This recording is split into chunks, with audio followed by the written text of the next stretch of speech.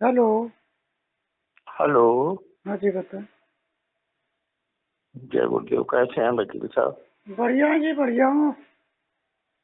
कहाँ सो थे गए? आप?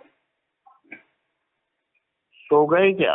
नहीं नहीं, ऐसे अभी इतनी जल्दी कहाँ सोएंगे, और आपका फोन आएगा तो ऐसे ही नींद उड़ जाएगी। अरे नहीं, ऐसी बात क्या है ना। आपका तो आपकी आवाज सुन के तो अच्छी अच्छी की नींद उड़ जाती है ना। अरे और हमारी नहीं। हमारी तो मोहब्बत में उड़ती है, उनकी टेंशन में उड़ती होगी। और सुनाए वकील साहब? और सब आज बढ़िया है। आप सुनाइए, आपका स्वास्थ्य कैसा चल रहा है? स्वास्थ्य अब तो ठीक है। अब तो प्रांगण में सभी लोग इकट्ठे हो रहे हैं, बस आपकी कमी खल रही है। अच्छा, कल सारे लोग आए थे? हाँ हाँ, सब तो सभी आ रहे हैं। पुराने पुराने दोस्त दुश्मन सब आ रहे हैं। हाँ? अच्छा। और क्या, कल अक्षय महाराज जी भी थे प्रांगण में। वो क्या कहते हैं, वो भी थे हमारे जोगिंदर जी। ठीक है। वो ढाडा साहब सब ऋषि उपस्थित हो। ऋषिपाल भी थे, बाली जी भी थे, और बनारसी दास भी थे। सब उपस्थित हो रहे हैं, बस आपकी कमी खल रही है। और वो भी थे, क्या नाम उनका, हितकारी महाराज? हाँ, हितकारी भी थे। अरे ये तो बहुत अच्छी बात। आप कह रहे थे कि वो भाग गए, अब नहीं आएंगे। ये सब जाएंगे कहाँ? अल्टीमेटली गुरुजी अगर बांध रखे हैं तो सबको लौट कर वहीं आना है। सही बात है। है तो ना। क्या निष्कर्ष, कल क्या निष्कर्ष निकला? निष्कर्ष ये है कि काम तो करना चाहते हैं सभी, जी अपने अहंकार भी सबके जुड़े हुए हैं। और चूंकि जैसी प्रकृति रही है, जी क्योंकि क्योंकि अपने गुरु जी का जो धर्म का जो विस्तार हुआ है, उसमें धर्म कम राजनीति ज्यादा रही। जी। तो वो राजनीति के कारण बना हुआ संगठन है, धर्म के कारण बना हुआ संगठन कहाँ है? राजनीति के कारण है। हाँ, चूंकि अभी मैं उस पर काफी अध्ययन कर रहा हूँ।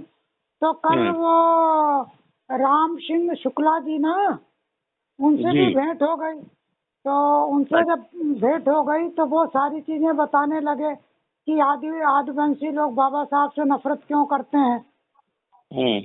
तो वो सारी कहानियां जब मैं जानी उनसे, प्लस एक किताब मुझे मिली बाबू वो मंगू राम वाली।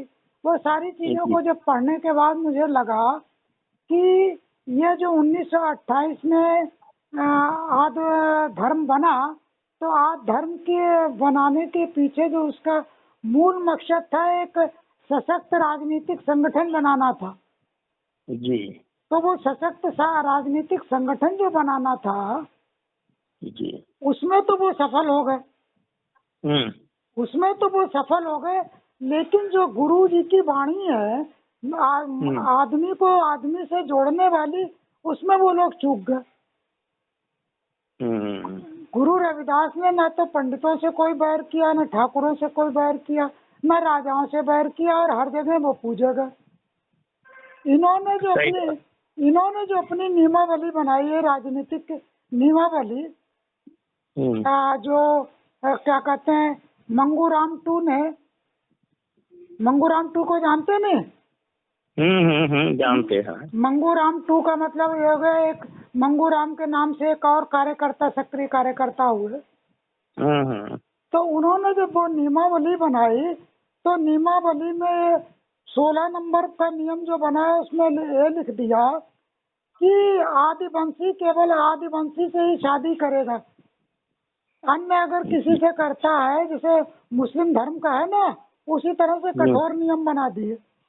अब इसका मतलब यह हुआ कि अगर उत्तर प्रदेश का चमार पंजाब के चमार से शादी करना चाहता है तो नहीं कर सकता, अच्छा। क्योंकि उत्तर प्रदेश का चमार हिंदू लिखेगा, और जो है पंजाब का चमार जो है वो खुद को आदिवासी लिखेगा। उसका नहीं धर्म तो उसका धर्म उसका धर्म आद धर्म हो जाएगा, इसका धर्म जो है हिंदू हो जाएगा। तो चमार जो है शादी नहीं कर सकता। नहीं, और दोनों का आदि धर्म हो जाए तो? हाँ, तो तो वो यही तो कह रहे हैं कि अगर कोई शादी करना चाहता है तो पहले उसे आद धर्म में कन्वर्ट करे। अच्छा, हाँ, एक उनके कठोर नियम है, वरना उसका बहिष्कार कर दिया जाएगा। न मतलब ये आदि धर्म को आगे बढ़ाने के लिए ये उन्होंने अपनी नियमावली रखी। वो इन्होंने अपनी नियमावली रखी और इतनी कठोर रखी जो गुरु जी की, गुरु रविदास जी की मूल भावना के बिल्कुल विपरीत रख दी। जी, मंताराम खेड़ा और मंगू वालिया। मैं मंगूराम 2 की बात कर रहा हूँ। मंगूराम के उत्तराधिकारी थे। कौन? मंताराम? मंगूराम 2 का मतलब हम उनका नाम नहीं ध्यान आ रहा है। मंगूराम नाम तो उनका मंगूराम है, लेकिन टाइटल कुछ और भी लगाते हैं साथ में। जैसे इनके 2 शब्दों का नाम है, उनका 3 शब्दों का नाम है। मंगूराम खेड़ा लिखते थे शायद, मंगूराम। हाँ, वो एक तो मंगूराम, तो उसको जो है किताब में जो अलग किया गया, वरिष्ठ मंगूराम और कनिष्ठ मंगूराम करके किया गया है। हाँ, तो जो कनिष्ठ मंगूराम ने जो नियमावली बनाई वो इस तरह की बकवास बना दी, जिसके कारण जो है आद वंश, वो आद धर्म जो है पंजाब तक सीमित होकर रह गया। नहीं, एक तो आदि वंशी है, एक आदि धर्म है। आदि वंशी वाले ही खुद को आद धर्म का लिखते हैं, मुखिया मानते हैं। हाँ, आदि वंशी खुद को आद धर्म का मानते हैं। अच्छा, आदि वंशी का तो ये प्रचार कोई वाल्मीकि महाराज करते थे। पुस्तक में तो ऐसा नहीं है। ये इन लोगों का, चमारों और वाल्मीकियों का एक संयुक्त गठबंधन था कि इसे राजनीति की दृष्टि से बनाया गया था। उस समय जो तथाकथित हिंदू थे, आर्य समाजी जो थे, सनातनी थे, इनके और जो पंजाबियों के साथ जो इनका बैर चल रहा था, उसमें इन्हें अपनी राजनीतिक पहचान को अलग करने के लिए इन्होंने आदि धर्म नाम का एक संगठन बनाया। बाद में उसके सपोर्ट के लिए एक पैंथर पार्टी नाम की एक राजनीतिक पार्टी बनाई थी। और हाँ, पैंथर पार्टी जो बता रहे हैं फर्स्ट इलेक्शन में शायद उसने 19 सीटें लोकसभा की निकाली भी थी पंजाब की, पैंथर पार्टी। वकील साहब, हाँ, 9 सीटों पर लड़े थे और 8 सीटों पर जीते थे। हाँ। विधानसभा जितनी, लोकसभा की नहीं। अच्छा, विधानसभा की रही होंगी फिर। विधानसभा की 9 पर लड़े थे और 8 जीत रही थी। उसमें सारे दलित एक हो गए थे। एक थे मंताराम खेड़ा, मंगू वालिया, और बाबा साहब का भी सहयोग बताया गया था कि इसमें बाबा साहब का भी योगदान रहा। नहीं तो बाबा साहब के तो ये क्या कहते हैं, हमारे शुक्ला जी बड़े कट्टर विरोधी हैं। इन्होंने बहुत सी चीजें बाबा साहब को बोले कि मंगूराम चूंकि उतने पढ़े लिखे नहीं थे, तो अंग्रेजों के सामने आज धर्म की पैरवी के लिए बाबा साहब को जो हायर किया था, और बाबा साहब ने गद्दारी की, गद्दारी वर्ड का उन्होंने इस्तेमाल किया। नहीं, उन्हें मालूम नहीं है बाबा साहब ने गद्दारी तो नहीं की। अच्छा, वकील साहब, एक कोई और सज्जन लिखते हैं, वो बाबा साहब को बड़ा गलत बताते हैं और कह रहे हैं कि ये हम लोगों की जो हालत है वो बाबा साहब की बदौलत है। और उन्होंने तो कम से कम 8-9 महिलाओं के चित्र डाले कि बाबा साहब की इनसे नाजायज संबंध थे। अब ऐसा है, पहले तो ये बता वो सज्जन है कौन? हम आपको भेजेंगे। देखो, आजकल बीजेपी का एक अभी नया गुट दिल्ली में तैयार हुआ, आपको पता है, जिसने प्रथम चमार अधिवेशन कराया था और बाबा साहब की फोटो नहीं रखी थी। हाँ, वो ही है, वो ही। वो आरएसएस से फंडेड जो है वो संगठन है। नहीं, देखो हम आपको बताएं, जो करौल बाग है ना, हाँ, करौल बाग में ही आगे चल के हम गए हैं उस जगह पर।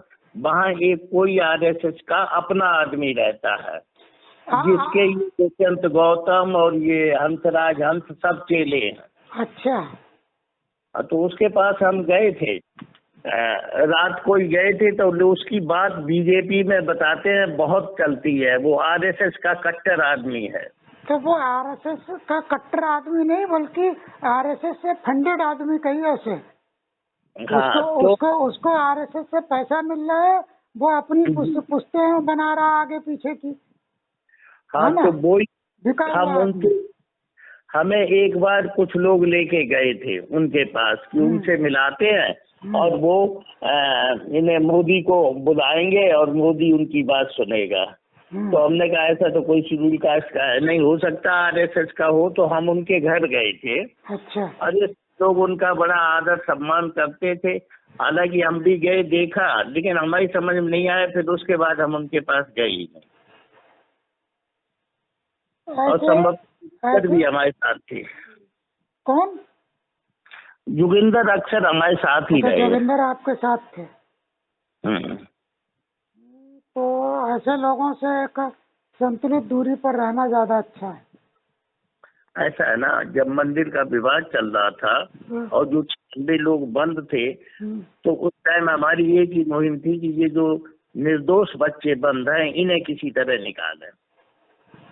नहीं, इनके पक्ष में तो ऑर्डर तो वो कोर्ट से ही हो गया था, सुप्रीम कोर्ट से। अरे बहुत बाद में हुआ वकील साहब, वो तो बाद में हुआ था। उससे पहले हम लोग अपने जो भी विचार आते थे, कोई जहाँ कह देता था वहाँ भागते थे और दिन रात एक कर दिया था भाग भाग के। और जितना हम लोगों के पास बुद्धि थी उस हिसाब से भागते भूगते रहे। अब आप ये देखिए, ऋषि पाल को ये जो डायरेक्टर थे उनके पास ले जाने वाले हम ही हैं। ऋषि पाल को केजरीवाल के पास, हीरा बाबा को ले जाने वाले हम ही थे। और ये डीडीए के डायरेक्टर के पास भी ले गए। मतलब मोस्टली जितने अधिकारी थे, रमेश चंद्र रत्न के पास भी ले गए। और एक्चुअली हम गांव से इन लोगों से जुड़े हुए थे और फिर वहां जाके थोड़े सक्रिय हो गए, तो इन सब लोगों से न मिलाया जुलाया था और किसी हद तक सफलता भी मिलती। लेकिन इसमें जो हमारे साथ गुलाम लोग थे उन्होंने सफलता नहीं मिलने दी। बस इतनी, चाहे सफलता कहो चाहे कुछ भी कहो, कि ये बच्चे सब निर्दोष छोड़ दिए गए, चाहे कोर्ट के थ्रू किसी भी तरह से वो नहीं छोड़ दिया गया, उनका केस खत्म हो गया। इतनी ही सफलता मिल पाई।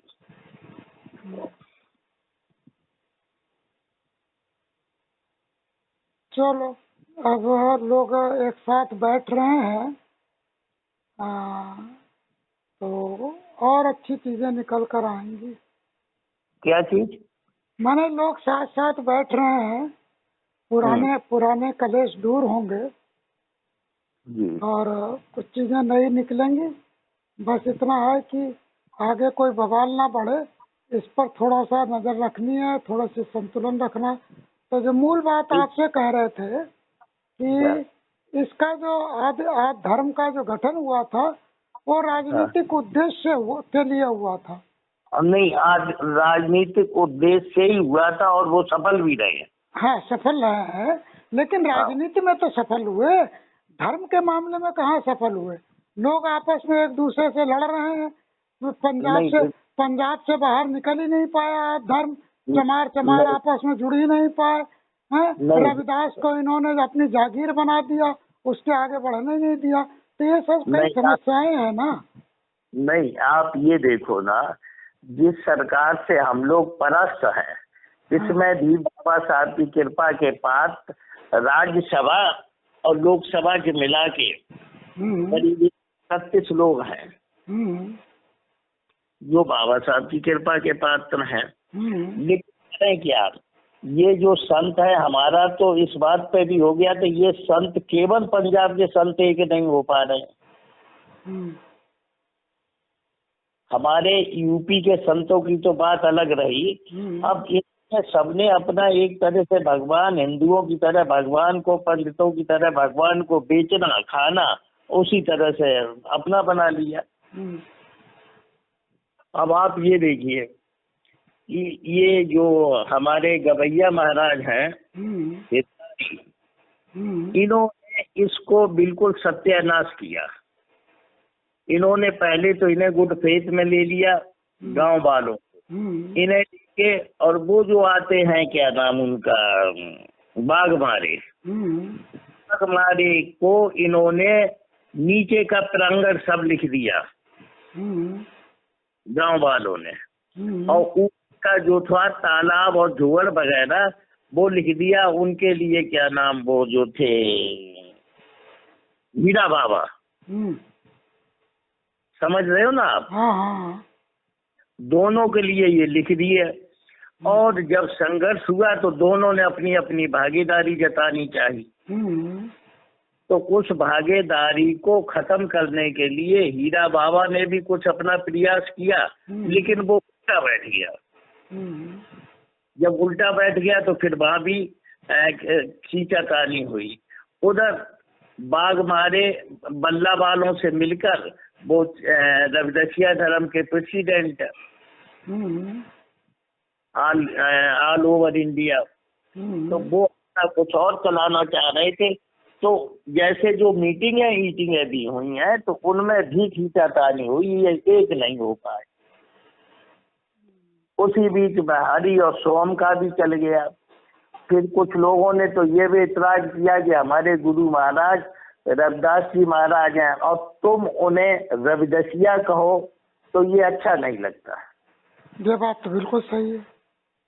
तो जब तुम हमारे गुरु को रविदसिया कह के पुकारोगे तो ये हमारी समझ से बाहर है, इसलिए हम इस धर्म को नहीं मानते।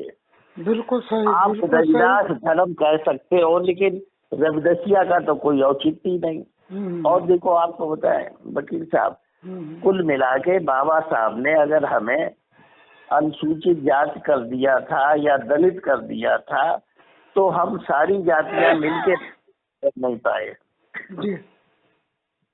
तो हम अगर दलित बन जाते तो ये समस्या हल हो जाती। अभी भी हम टुकड़ों में बटे हुए, टुकड़े छोड़िए सर, हम जाटब 366 जातियों में बटे हुए। कहीं चमार कहे जाते हैं तो कहीं हम अच्छे अपने को उपाध्याय कहते हैं, और वो राम सिंह शुक्ला जी कहते हैं, और ये सब आते चमारों में ही। अरे हमें तो बड़ा डाउट हो गया जब हमें बताया गया कि शुक्ला जी। हमने ये कौन से शुक्ला जी हैं भैया? नहीं, ऐसा हुआ ना, आपको तो कम हुआ। एक मीटिंग में हमें बुलाया गया था तो उस मीटिंग में ये आ गए हैं राम सिंह शुक्ला जी, प्रिंसिपल ऊना डिस्ट्रिक्ट के, और ये आ गए हैं अच्छे उपाध्याय जी। तो हमने कहा भाई यहाँ पंडितों का और इनका क्या काम है? क्या नहीं साहब, हम आपके यहाँ। हमने कि आपके तो हमारी टाइटल में आओ।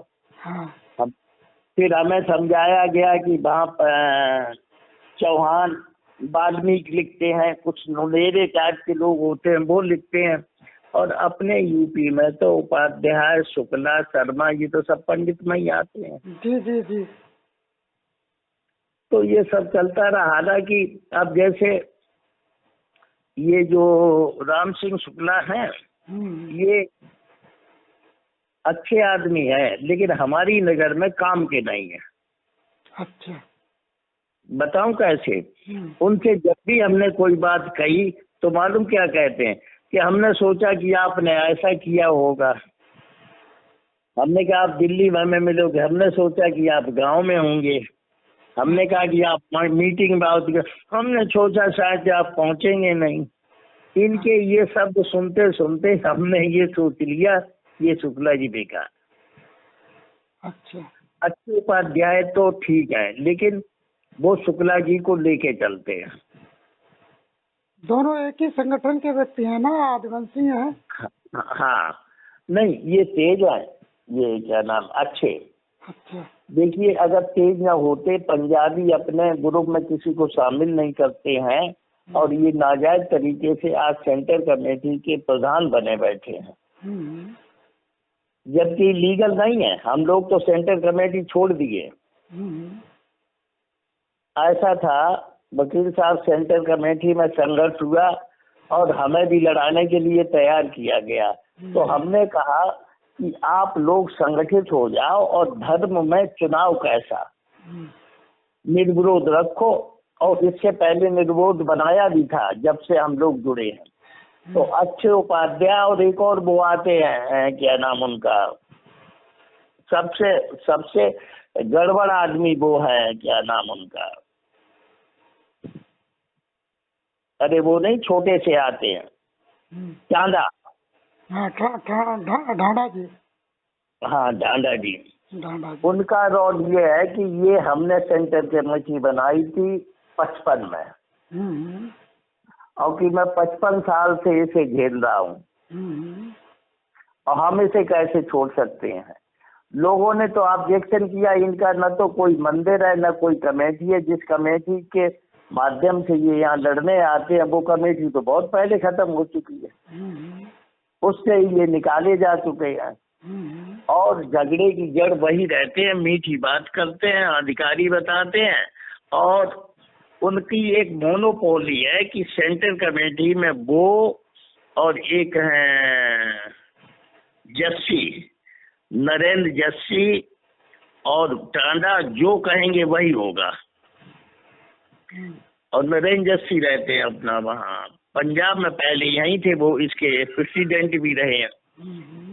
तो अब ये 3 आदमियों की कमेटी बनाए, पहले 10, 12, 15 लोग जोड़ लिए, 20, 25 संस्थाएं जुड़ गई थी। इनके कारनामे देखे वो सब अलग हो गई, अभी फिर जुड़ी थी, फिर इनके कारनामे देख के 10, 12 संस्थाएं अलग हो गई। अभी ये इनकी 3 लोगों की संस्था है केवल। अक्षय उपाध्याय वो याद धर्म वाले के हैं, और ये जोगिंदर हम लोगों से हटके चले गए, और टांडा साहब। तो जोगिंदर को तो हम नहीं मानते हैं, कोई कारण रहा है। अब ये केवल टांडा जी हैं, वही अपना उल्टा सीधा चलाते, और उनकी भाई आस्था इतनी जुड़ी हुई है। असल में